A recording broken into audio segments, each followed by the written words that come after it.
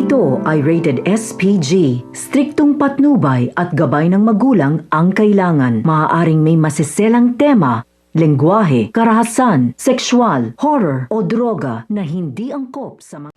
Nagising na nga itong si Belle sa pinainom sa kanya nito ni Via. Hindi niya nga inakala na mismong si Via nga ang magpapahamak sa kanya.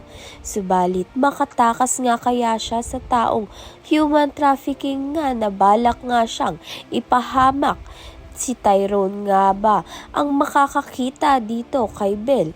Sa kabilang banda naman nga, hilingid nga sa kaalaman nito ni Rosel na si Chris nga mismo ang nagpatakas dito kay Malu at kay Gomar dahil hindi niya nga gusto na malaman ni Rosel ang katotohanan na siya ang nagnakaw kay Belle, ang nawawalang anak at hinahanap nga nito ni Rosel.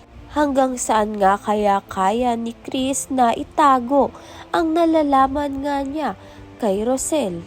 Dahil hirap na nga itong si Rosel na hanapin na nga ang katotohanan dahil nga sa taon na pinagluluksa nga niya ang anak niya na ngayon ngay buhay pa. Kaya naman nga't yan at iba pa ang dapat nating pakaabangan. Maraming salamat sa iyong panonood.